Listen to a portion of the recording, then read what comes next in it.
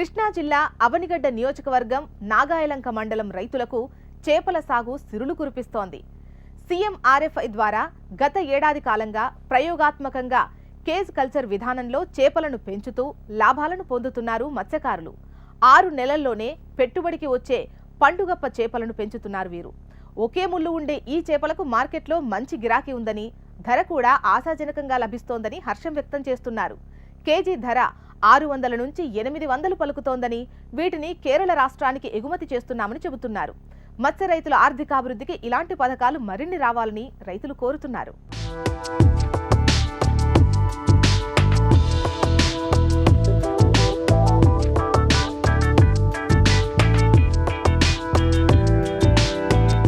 ఈ కృష్ణా నదిలో silver form చేప పెంపకం మొదలుపెట్టినాము.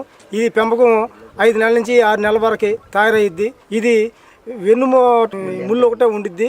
బాగా మార్కెట్లో బాగా పలికిద్ది.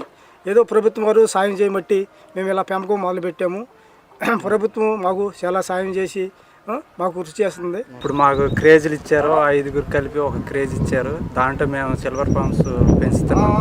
ఇది 6 నెలలు పంట అండి. మేత కూడా వాళ్ళే ఇస్తున్నారు. వరదల టయానికి తీసేసేస్తాం దీన్ని 6 నెలలు పెంచిన తర్వాత దీనికి కాస్ట్ కూడా బాగా ఉంటుంది.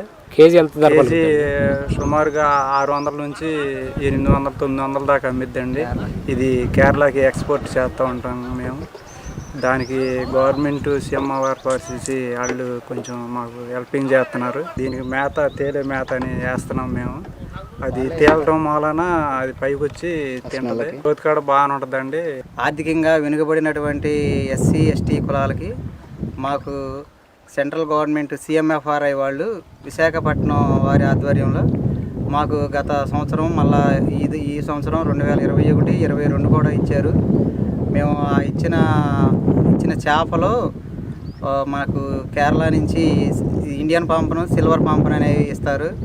వాటికి మేత కానీ మరి మొత్తం సమస్తం వాళ్ళే ఇచ్చి ఈ కేజీలు వాళ్ళలో కూడా వాళ్ళే ఇచ్చారు.